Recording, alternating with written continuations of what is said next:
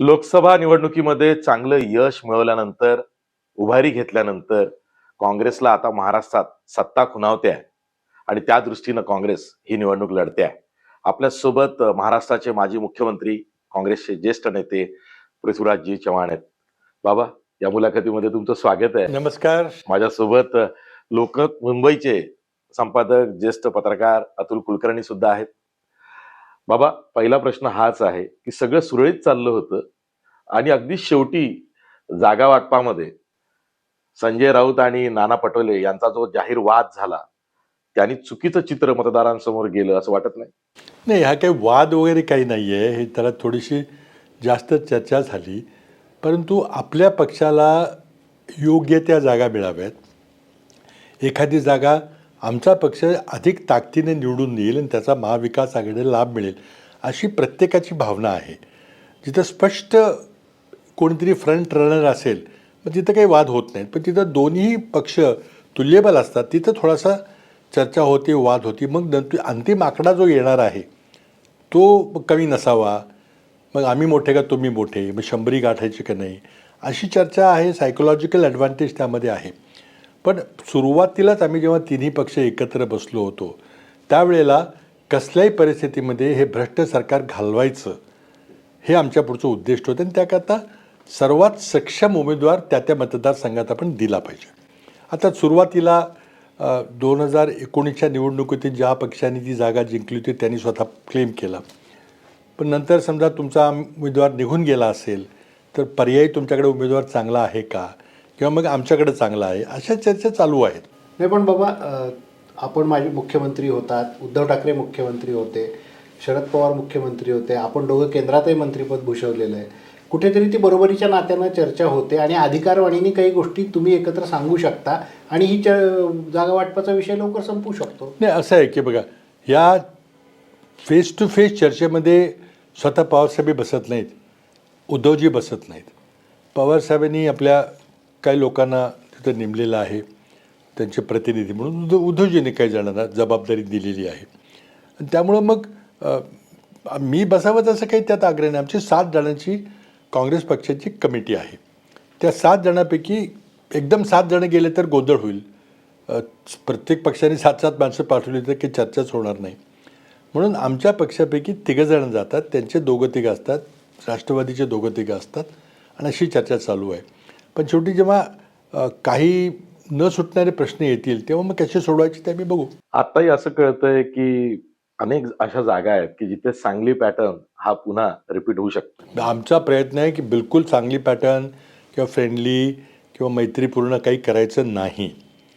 परंतु शेवटी असं आहे की जर एखाद्या ठिकाणी अगदीच एखाद्या कार्याकडे अन्याय झाला, सांगलीला जे झालं तसं, तर ते होऊ नये अशी आमची प्रामाणिक इच्छा आहे. कारण मग कार्यकर्त्यांना थांबवणं पक्षाच्या नेत्यांना शक्य होत नाही. आज इथं बैठक होती, 2 बैठकी झाल्या. 12 वाजता जे निगोशिएटिंग आमची टीम आहे तिघांची, त्यांनी आम्हा 7 जणांना ब्रीफ केलं आणि चनितालाही होते आणि आम्ही काही सूचना दिल्या की हे असं होता कामा नये, हे असं केलं पाहिजे.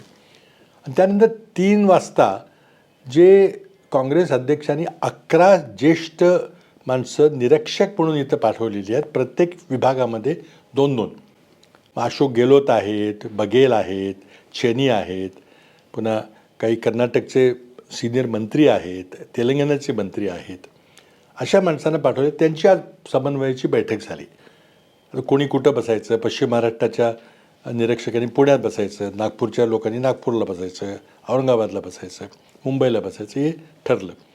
आणि त्यामुळं रणनीती काय असेल, आता दलित समाजामध्ये काय परिस्थिती चालली आहे, तर दलित नेते आमचे जे बाहेरून आले ते त्यांनी काय सांगितलं. मुकुल वासनिक होते तिथं, आमचे अविनाश पांडे इथं बसणार आहेत कंट्रोल रूमला. पूर्ण ताकदीने मी उतरलेलो आहे. काही लोकांनी ओबीसी मराठा वाद काय आहे इथं, कशामुळे झाला, काय झालं, त्याची चर्चा केली. तर आत्ता विद्यमान महाराष्ट्रामध्ये जे मुद्दे चर्चेमध्ये आहेत त्याबद्दल बाहेरच्या लोकांनी विचारलं. आम्ही त्यांना सांगितलं इथं आम्हाला तुमची मदत लागेल. आपण हे सगळे मुद्दे सांगताय, पण महाराष्ट्रात या सरकारने काय घोटाळे केले किंवा या सरकारवर जे काही भ्रष्टाचाराचे आरोप केले जात आहेत, या सगळ्या गोष्टीमध्ये तुमच्यासारख्या अभ्यासू नेत्यांनी ज्यांना आर्थिक विषयाची जाण आहे, तुम्ही मंत्रालयात मुख्यमंत्री म्हणून काम केलेलं आहे, राज्य पाहिलेलं आहे, कोण बोलत का नाही सरकारच्या विरोधात? नाही, असं आहे की माझ्याकडं जबाबदारी जाहीरनामा करायची दिली होती. तर जाहीरनामा आमचा बहुतेक 2-3 भागामध्ये येईल. एक आमचे काही गॅरंटीज असतील जे आम्ही कर्नाटक, तेलंगणामध्ये, हरियाणामध्ये आम्ही गॅरंटी म्हणजे काही ठळक मुद्दे असे आम्ही पाठवून ते गॅरंटी कार्ड म्हणून प्रत्येक घरात पोचवायचा प्रयत्न करू. नंतर आम्ही पहिल्या 100 दिवसात काय करणार आहे त्याची एक सूची येईल आणि नंतर 5 वर्षाचा आमचा विजन काय असेल अशा 2-3 भागामध्ये आम्ही जाहीरनामा करणार आहे. फार मोठा झाला तर कोणी वाचत नाही आणि नुसती ती यादी असते, मग आपापला घटक आपापले मुद्दे घेतो, बाकी कोणी तिकडे वाचत नाही. पण म्हणून आम्ही अशा प्रकारे करायचा प्रयत्न करतो आहे. त्यामध्ये खूप उलटसुलट सूचना आल्या. नाही, आम्ही बऱ्याचशा घटकांना भेटलो. माझा मुद्दा वेगळा आहे की या सरकारवर भ्रष्टाचाराचे आरोप होत बरोबर. आहेत, तर ते तुमच्याकडून तुमच्यासारखे ज्येष्ठ नेते असतील, सुशील कुमार शिंदे आहेत, आपण आहात, किंवा जे वरिष्ठ नेते ते कोणीच सरकारच्या कारभारावर काही बोलत नाही. नाही नाही, बघा, भ्रष्टाचार ज्या प्रकारे हे सरकार अस्तित्वात आलं, गव्हर्नमेंट बॉर्न इन सिन, हे जे झाले तर हा मुख्य मुद्दा आहेच ना. आणि विशेषतः ज्या आमदारांनी पक्षांतर केलेलं आहे काही अर्थकारण करून, ते आता चर्चा लोकांच्या प्रत्येक तोंडात ती घोषवाक्य आहे, तिथं हा मुद्दा अधिक चालेल त्या आमदारांच्या बाबतीमध्ये की त्या मतदारांनी त्यांना विश्वासाने मतं दिली आणि त्या विश्वासाचा त्यांनी सौदा केला. तेव्हा मतदारांच्याकडे जेव्हा जातील तेव्हा हे खरं आहे का की तुम्ही 50-50 कोटी रुपये घेतले, मग काय झालं, मग ते सांगतील नाही आम्ही असं नाही केलं, आम्ही विचारानं गेलो वगैरे, ही चर्चा ती होऊ द्या ना, आम्हाला नाही, पाहिजे. हे पण आता आमदारांविषयी झालं. हा आमदारांचा हा एक कारभाराविषयी नाही, एक भाग आमदारांचा विषय महत्त्वाचा विषय आहेच, त्याला 50 खोके म्हणून त्याला प्रसिद्धी मिळालेली आहे. त्यानंतर अलीकडच्या काळामध्ये शिंदे सरकारनं जी बेधुंद टेंडर काढलेली आहे, जे रोड कॉन्ट्रॅक्ट दिलेले आहेत, त्याच्या किमती वाढवून कशा कॉन्ट्रॅक्ट झाले, त्याचा पाढा आम्ही वाचणारच आहे. आमच्या एक आरोपपत्र आम्ही एक विषय घेऊन मागे जसं देवेंद्र फडणवीस विरोधात होते तेव्हा आमच्याकडे गाडीवर पुरावे आहेत इरिगेशनची, अशी भूमिका हो, त्यांनी ते घेतली होती. पुरावे गाडीभर म्हटले ते, पण पुढे काय झालं आपण पण बघितलं. आपल्याकडे सुटकेसभरही कोणी म्हणत नाही त्याचं नाही, काय? म्हणायचं नाही, आम्ही दाखवू ना. जेव्हा आता अडाणीच्या बाबतीमध्ये मी विधानसभेमध्ये मुद्दा उपस्थित केला असताना राधाकृष्ण विखे पाटलांनी आम्ही अडाणीच्या धारावी पुनर्वसन प्रकल्पाबद्दल एक श्वेतपत्रिका काढू असं जाहीर आश्वासन तुम्ही टी व्हीवर सगळ्यांना दाखवलं. मी तिथं बोललो होतो. काय झालं त्या आश्वासनाचं? आज तुम्ही बेधडक मुंबई विकायला काढलेली आहे, तर ते मुद्दे निवडणुकीचे आहेतच ना. आत्ता आधी काढायचे का निवडणूक रंगात आल्यावर काढायचे ते आम्ही ठरवू कसं करायचं. बाबा, जसं लोकसभेला एक नॅरेटिव्ह सेट झालं होतं पहिल्या टप्प्यापासूनच की संविधान खतरे में है, संविधान बदलवलं जाईल आणि मग परिणामी आरक्षण धोक्यात येईल.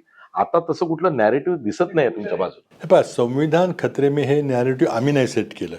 हे मोदींनी जेव्हा 400 पारची घोषणा केली, तेव्हा हेगडे आणि ज्योती मिर्झा यांनी आम्हाला 2/3 जागा द्या, आम्हाला संविधान बदलायचं आहे, ते स्वतः म्हटले आणि त्यामुळे ते नॅरेटिव्ह सेट झालं. आम्ही तर आता त्याला पुढं नेलं. आता ते संपलं आहे का? भाजपचा प्रयत्न आहे की नाही आता तुम्ही आम्हाला शिक्षा दिली, आता बस झालं एकदा दिलीची. अरे पण ही लढाई ही या मानसिकतेची आहे. तुमचा दगडाखालचा हात निघाला की तुम्ही पुढे ते करणार आहे.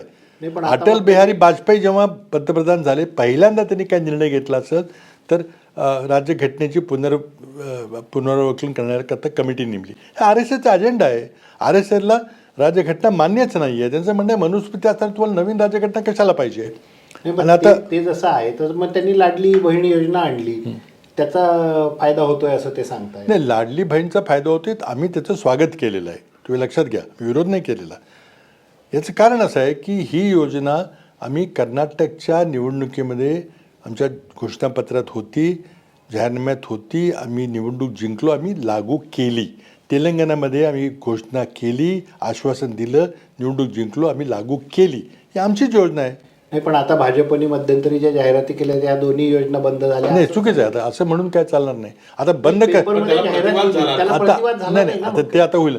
बंद केलं म्हटलं तर ही आजची 1500 रुपयाची लाडली बहीण बंद झाली आहे. तुम्ही त्याचं उत्तर द्या. आचारसंहितेमुळे झाली. आचारसंहितेचा संबंध नाही, खोटं आहे ते.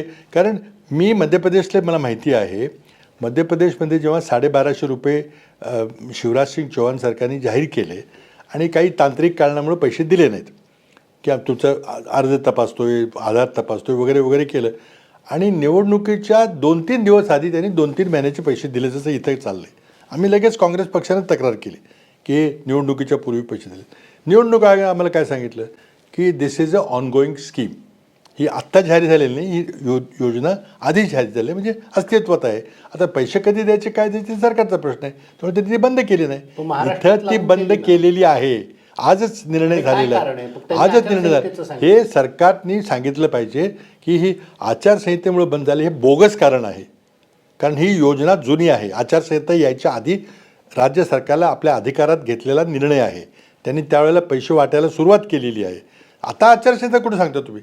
मग तुम्ही शेतकऱ्यांची कर्ज थांबवणार आहेत का? मग पंतप्रधान आवास योजनेचे घराचे पैसे थांबणार, ते पण पैसे तुम्ही तुमच्या देताय. दृष्टीने काय कारण असेल असं वाटतं? पैसे नाहीत हेच कारण आहे. सरकारकडे म्हणजे अर्थ खात्याने सांगितलं की नका करू, थांबवा, थोडंसं ब्रेक लावा, निवडणूक आल्यावर बघू काय करायचं. ही फक्त निवडणुकीकरता आणलेली योजना आहे. पण बाबा हाच प्रश्न होता तेव्हापासून, ते जो तुम्हाला रेटून धरतायत ना, की यावरती तुम्ही आत्ता बोलला, पण नाना पटोले तर संजय राऊतांशी वाद घालण्यात वेळ घालवत आहेत. आम्हाला हे म्हणायचं आहे की लोकसभेचं जे यश आहे ते मिळाल्यानंतर काँग्रेसनी रस्त्यावर उतरून लोकांमध्ये जायला पाहिजे होतं. काँग्रेस दिसली नाही.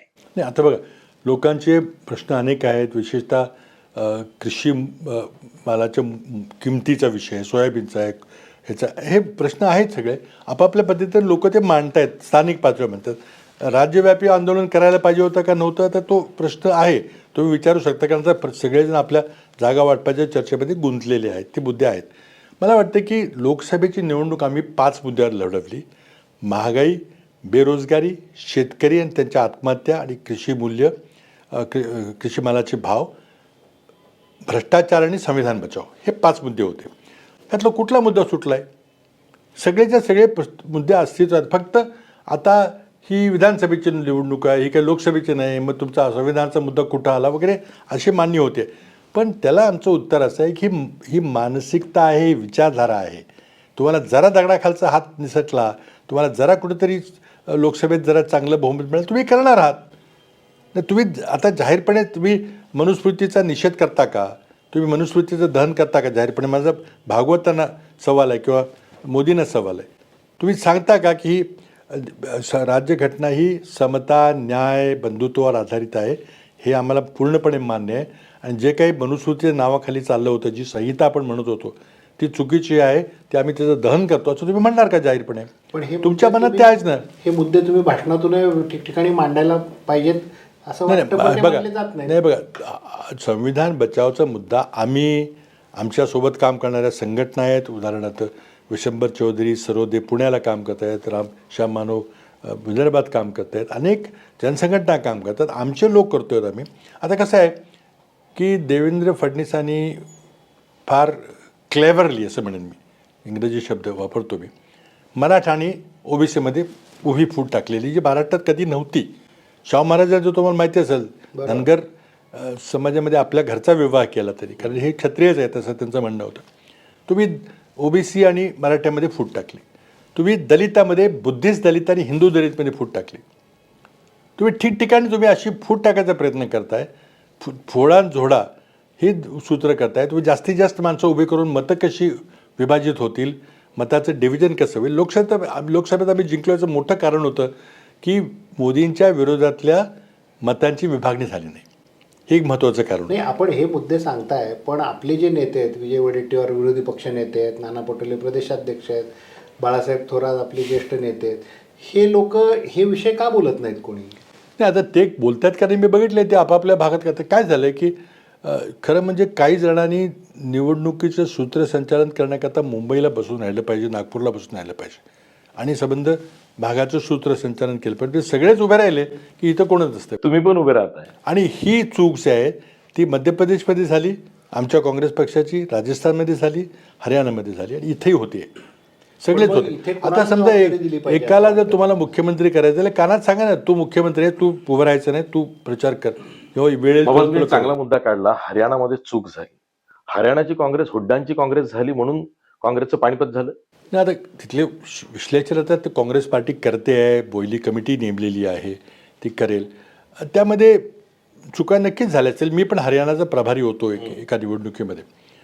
कदाचित जाट कन्सॉलिडेशन एका बाजूला झालं आणि त्याच्या विरोधात नॉन जाट कन्सॉलिडेशन झालं, तर यात जाण्यात काय अर्थ नाही, नाही. हरियाणामध्ये काँग्रेसमधल्या आपसी मतभेदांमुळे पराभव झाला असं उघड बोललं जातंय. नाही, आता- महाराष्ट्रात ती वेळ येऊ नये म्हणून काँग्रेसने काय असं होणार नाही महाराष्ट्रामध्ये, कारण तिथं आमच्या एक दलित नेत्या आणि हुडा हे ह्याचे जाट नेते होते, त्यांच्यामध्ये एक संभ्रम झाला असं चित्र पुढं आलं.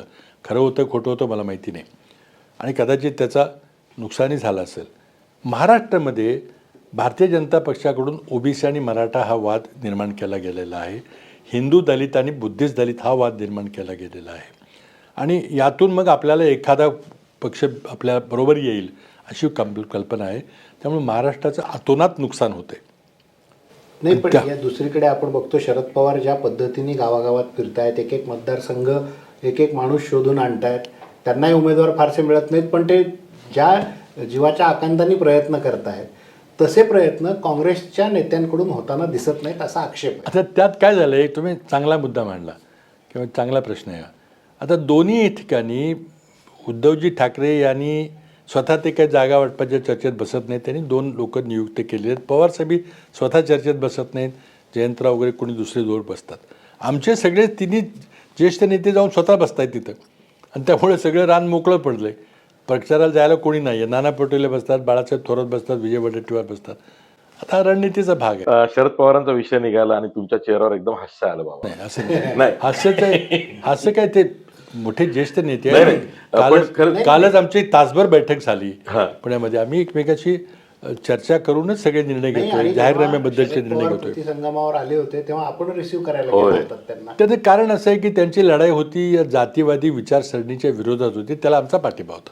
शरद पवार ज्या पद्धतीनं त्यांच्या पक्षाची नव्यानं बांधणी करतायत, उभारणी करतायत, त्याकडे तुम्ही कसं बघता? अरे बापरे, कौतुकच केलं पाहिजे, त्याला दुसरा शब्दच नाही आहे. या वयामध्ये ज्या धडपडीने जातात, हेलिकॉप्टर कॅन्सल झालं तर गाडीनं जात आहेत, गाडी कॅन्सल झाली तर कसा आणखी प्रवास करत आहेत, कुठं कुठं जात आहेत, प्रत्येकाला धीर देत आहेत, पार्टी उभी करत आहेत. त्यांच्याकडून शिकण्यासारखं आहे. तुम्ही बोलता बोलता बाबा असं म्हणालात की मराठा विरुद्ध ओबीसी झालंय, हे खरंच इतकं झालंय की रिपेअर होणार नाही? नाही, नाही, नाही, नाही, त्याला repair- जोडूनच की हे किती ठिकाणी याचा परिणाम होतो. आम्ही रिपेअर करणार, हे असंच आम्ही चालू देणार नाही. महाराष्ट्राची थोर परंपरा आहे. आम्ही फुले शाह आंबेडकरांच्या विचारावर ते राज्य करणार आहोत, पण या लोकांनी केलं आहे आणि त्याचा प्रभाव मराठवाड्यामध्ये जास्त मला दिसतोय, पण केलं हे खरं आहे. तुम्ही मध्यंतरी मनोज जरांगे पाटलांना भेटला होता, तुम्हाला जरांगे फॅक्टर किती कळलाय? नाही, मला बघा, जरांगे पाटलांना भेटलो, बरेच तर्क वितर्क काढले गेले. आता माझी मराठा समाजाच्या आरक्षणाबद्दल स्पष्ट भूमिका आहे. मी 60 वर्षानंतर, महाराष्ट्राची निर्मिती झाल्यानंतर 1960 नंतर पहिल्यांदा जर कोणी या प्रश्नाला हात घातला असेल तो मी मुख्यमंत्री असताना घातला, आणि जुलै 2014मध्ये पहिल्यांदा मराठा समाजाला 16% आरक्षण दिलं. तर माझा मराठा समाजाच्या आरक्षणाबद्दल बोलायचा थोडासा नैतिक अधिकार आहे. जरांगे पाटलांच्या भेटीत असं झालं, ते कराडला आले होते, सातारला आले होते, तिथं एका सभेमध्ये ते फेंट झाले, कोलॅप्स झाले. आता आपल्या जिल्ह्यामध्ये कोणी नेता आला, त्याची तब्येत खराब झाली तर आपला शिष्टाचार असतो की आपण तब्येतीचं विचारपूस करायला जातो. मी त्यांना निरोप दिला की कराडला, मी सातारला आपल्याला भेटायला येतो. त्यांचा परत निरोप आला की नाही, मला थांबता येणार नाही, माझे पुढचे कार्यक्रम आहे, बरा आहे, मी आता पुढे जातो म्हणून निरोप आला. पण तिथे मी सांगितलं की ठीक आहे, आता नाही, मी पुन्हा कधी आलो होतो तुम्हाला भेटेन मी. आणि म्हणून औरंगाबादला आमचा एक पक्षाचा कार्यक्रम असताना मी 2 तास काढून तिथं त्यांच्या आधी गावी जाऊन भेटून आलो. काही राजकीय चर्चा नव्हती, फक्त तब्येतीची विचारपूस करण्याकरता गेलो होतो. आणि साक्षीला मी रजनीताई पाटील आणि अशोक पाटलांनी घेऊन गेलो होतो, नाही तर कोणीतरी वेगळा अर्थ काढायचा. वेगळा अर्थ काढायचा प्रश्न, माझी भूमिका स्पष्ट आहे. मी माझ्या विधानसभेच्या भाषणामध्ये माझी स्वतःची भूमिका आणि काँग्रेस पक्षाची भूमिका विशद केलेली आहे. त्यामुळे मला तो अधिकार थोडासा आहे याबद्दल बोलायचं. नाही, दुसरं, अजित पवार राष्ट्रवादीचे नेते, आता त्या अजित पवार गटाच्या राष्ट्रवादीचे नेते आहेत, ते स्वतःच म्हणाले मी बारामतीतून लढणार नाही, मी नाही उभं राहिल्यावर माझी किंमत कळेल. नंतर मग प्रफुल्ल पटेलांनी त्यांचं नाव जाहीर केलं, ते तिथूनच लढणार म्हणून. अजित पवारांची ही अवस्था नेमकी तुम्ही कशी बघताय, काय झालं? तुमच्याही काळात 2 वेळा झाली होती. हे पण असं आहे की त्यांच्या पक्षाने काय निर्णय घ्यावा, त्यांची अवस्था काय आहे ते त्यांनी ठरवायचा विषय. आम्ही काय त्याच्याबद्दल नाही, एक आपण इतके आम्हाला- जुने जाणते राजकारणी आहात बाबा, टेम्परामेंटचा सुद्धा विषय आहे. कारण तुमच्या काळात त्यांनी 2 वेळा राजीनामा दिला होता उपमुख्यमंत्री पदाचा. एकदा पण परतही आलेत ना. एकदा असं आहे की मी त्यांच्यावर काही बोलायला निघालो की ते सगळं प्रकरण कुठल्या कुठे जातं. नाही नाही, पण ते टेम्परामेंट त्यामुळे आता मला त्यावर बोलायचं नाही. नाही, अजित पवारांचं ते टेम्परामेंट आज दिसतंय का तुम्हाला? आता त्यांचं टेम्परामेंट तडकाफडकी निर्णय घ्यायचा आहे. त्यांनी माझ्या कार्यकाळामध्ये तडकाफडकी राजीनामा दिला होता. नंतर त्यांना वाटलं की सगळेच राष्ट्रवादीचे मंत्री माझ्याबरोबर राजीनामा देतील, कोणीच आलं नाही. आणि मग त्यांची अवस्था जी झाली त्यामुळे ते पवारसाहेबांना विनंती करून ते पुन्हा मंत्रिमंडळात आले. कार्यक्षम मंत्री आहे, डिसिप्लिन मंत्री आहे, वेळेचं भान आहे, काही चांगले गुण आहेत. पण बाकीचे गुण आहेत ते आपल्या सगळ्यांना माहिती आहे. दुसऱ्यांदा जेव्हा राजीनामा दिला तेव्हा तुमचं सरकार पडलं आणि राष्ट्रपती राजवट लागली अजित पवारांनी. तो पवारांच्या सांगण्यावर दिला असेल. त्यावेळेला 2014ला आमचं आघाडी सरकारचा त्यांनी पाठिंबा काढून घेतला, राजीनामा दिला नाही, पाठिंबा काढून घेतला आणि सरकार आमचं पडलं. आणि मला अजूनही वाटतं की 2014च्या निवडणुकीमध्ये काँग्रेस आणि राष्ट्रवादी काँग्रेस हे पूर्वीसारखे एकत्र आम्ही गेलो असतो तर आमचं बहुमत आलं असतं किंवा आमचं सरकार स्थापित झालं असतं. पण तिथं भाजप सरकार आलं, तिथं राष्ट्रपती राजवट आली, मोदींचे सचिव तिथं राज्य करू लागले, नंतर देवेंद्र फडणवीस यांचं सरकार आलं. ते आलं नसतं असं माझं प्रामाणिक मत आहे. पण आता जागा वाटपाची तुम्ही म्हणता अंतिम टप्प्यात आहोत आम्ही, किती ठिकाणी वाद चालू आहेत आणि ते कधी संपतील? का काँग्रेसच्या परंपरेला साजेशी शेवटच्या क्षणापर्यंत? बिलकुल मी काही त्यावर भाष्य करणार नाही, कारण मी ते कमिटीमध्ये नाही आहे. ती कमिटीमधले 3 लोक जे चर्चा करतात त्यांनी आम्हाला येऊन सकाळी ब्रीफ केले की कुठपर्यंत आलं आहे, किती ठिकाणी वाद आहेत, काय. पण ते मी जाहीरपणे सांगणं काही योग्य होणार नाही. आमचा प्रयत्न आहे की 22 तारखेला अर्ज भरायची जेव्हा सुरुवात होईल त्याच्या आधी निर्णय होतील. कारण आमची स्क्रीनिंग कमिटी काही जागांची झालेली आहे, छाननी कमिटी. उद्या मला वाटतं अंतिम निवड कमिटीची बैठक आहे, त्यामुळं काही जागा उद्या जाहीर होतील. एक असा मुद्दा आहे त्याच्यात की ज्या पद्धतीने इन्कमिंग शरद पवारांकडे वाढलेलं आहे, उद्धव ठाकरेंकडे वाढलेलं आहे, तेवढं इन्कमिंग काँग्रेसमध्ये दिसत नाही. याचं कारण असं आहे की काँग्रेसमध्ये ऑलरेडी 10-10, 15-15 अर्जदार आहेत. त्यांच्या दोन्ही पक्षामध्ये 40चा खड्डा पडला होता आणि त्यामुळे ते इन्कमिंग केल्याशिवाय त्यांना तो खड्डा भरून निघणार नाही. तिथे जागा रिक्त आहेत, पण आमच्याकडे जागा रिक्त नाही. एकनाथ शिंदे आणि देवेंद्र फडणवीस म्हणजे भाजप आणि शिंदे सेनेमध्ये तेवढं इन्कमिंग होताना आता दिसत नाहीये. हे पहा, 40 जागा रिक्त ह्या उद्धव ठाकरेंच्या पक्षामध्ये आहेत, शरद पवारांच्या गटामध्ये 40 जागा रिक्त आहेत. आणि ते सोडून कोण गेलेले आहेत? ते सगळे रथी महारथी सोडून गेलेले आहेत. 2-2, 3-3, 4-4 वेळचे आमदार, माजी मंत्री, आजी मंत्री, खासदार, माजी खासदार, असे मोठे मोठे रथी महारथी गेलेत. ते बहुतेक पुन्हा निवडणुकीला उभे राहणार आहेत त्यांच्या गटाकडून. आता समोरही तुल्यबल तर उमेदवार माणूस दिला पाहिजे. हाच एक प्रश्न आहे बाबा की तिकडे जवळपास 185 विद्यमान आमदार आहेत आणि बऱ्यापैकी मातब्बर आहेत, कारण तुम्हालाही माहिती आहेत कोण कोण गेलंय. अशा वेळेस त्यांना हरवून सत्तेत येणं हे किती मोठा टास्क किंवा आव्हान आहे महाविकास आघाडी. लोकसभेमध्ये हे आव्हान होतं ना आमच्याकडं. तर आम्ही ते आम्ही म्हणण्यापेक्षा लोकांनी ते निर्णय घेऊन लोकांनी निवडणूक हातात घेतली आणि त्यांची जागा दाखवली. लोकसभेमध्ये शीट शेअरिंग जे आपलं वोट ट्रान्सफर झाले, उद्धव ठाकरेची मतं काँग्रेसला मिळाली, काँग्रेसची काही त्यांना मिळाली, तसं वोट शेअरिंग आता मुस्लिम आणि दलित मतांचं किती होईल? कारण तेव्हा चित्र वेगळं होतं, आज पूर्णपणे वेगळं. हे पण आता एक नॅरेटिव्ह सेट करायचा भाजपकडून प्रयत्न चालला की आता मुस्लिम एवढे उत्साहानं मतदान करणार नाहीत महाविकास आघाडीला, दलित एवढं उत्साहानं करणार नाहीत. आम्ही सब कॅटेगरायझेशन केलेलं आहे, आम्ही काही तो मुद्दे ते होते केलेले आहेत. असं नाही होणार.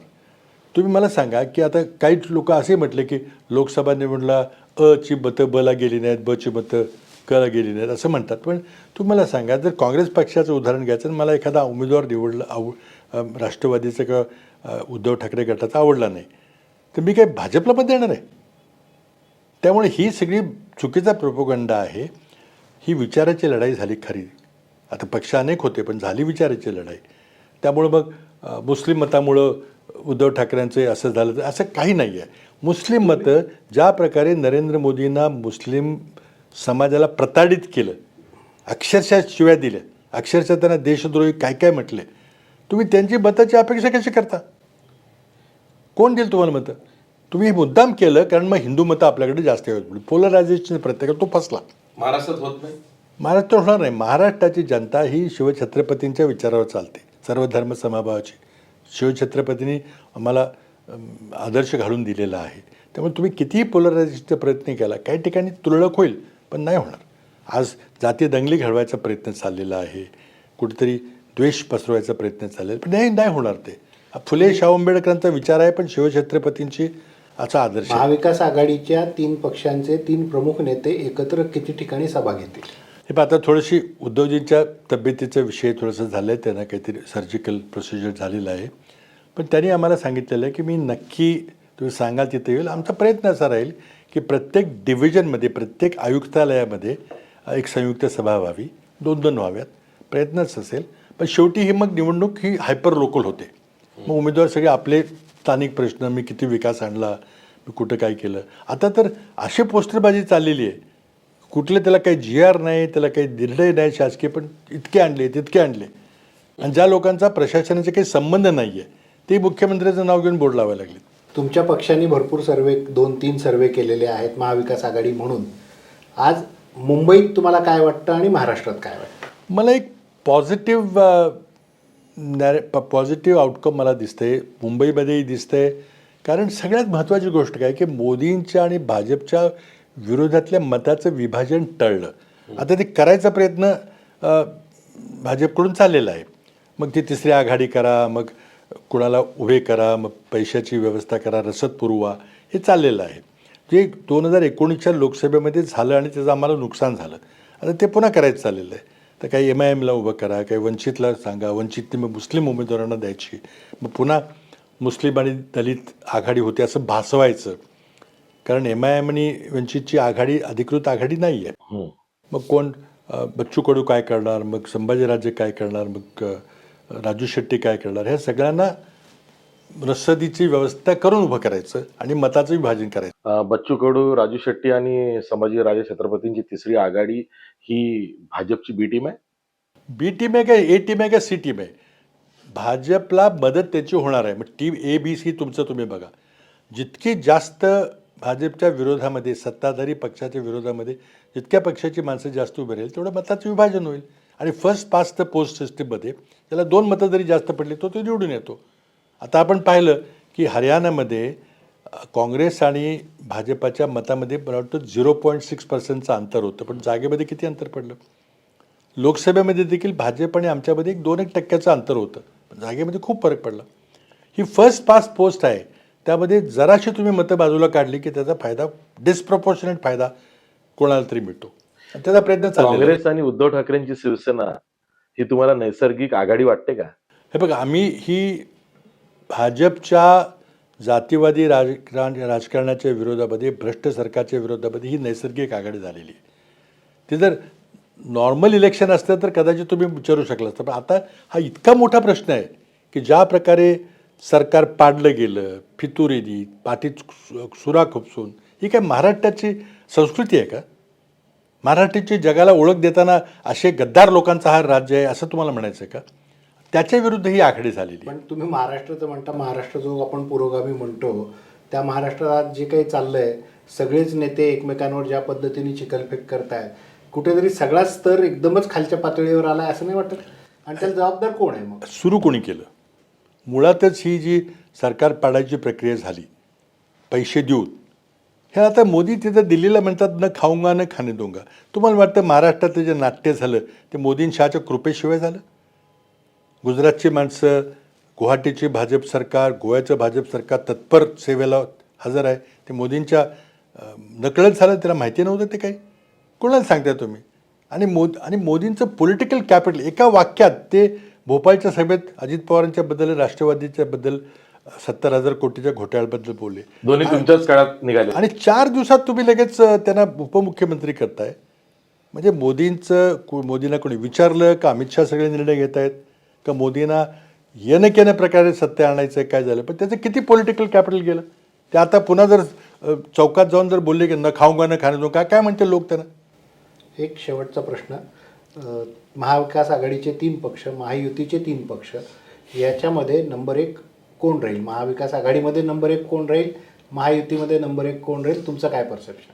आता असं आहे की तुम्ही काँग्रेस पक्षाचा एक कार्यकर्ता म्हणून विचारलं तर मी एकच उत्तर देणार. नाही, असं नाही. राजकीय विश्लेषक नाही बाबा, तुम्ही तुमच्याकडे देईल. महाराष्ट्र वेगळ्या नजरेनं बघतो. राजकीय विश्लेषक म्हणून विचारलं तर वेगळं उत्तर देईन, पण मी जाहीरपणे आता देणं योग्य होणार नाही. बघा, लोकसभेचा निकाल तुमच्या समोर आहे, त्यातून काहीतरी आपण निकष घेतला पाहिजे. बाबा, शेवटचा प्रश्न पुन्हा माझा.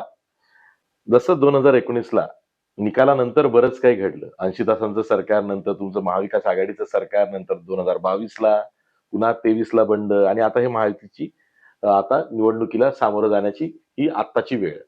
या निकालानंतर पुन्हा काही वेगळी खिचडी होईल असं मला वाटतं. असं वाटतं की या निकालामध्ये आमच्या आघाडीला अतिशय स्पष्ट बहुमत मिळेल.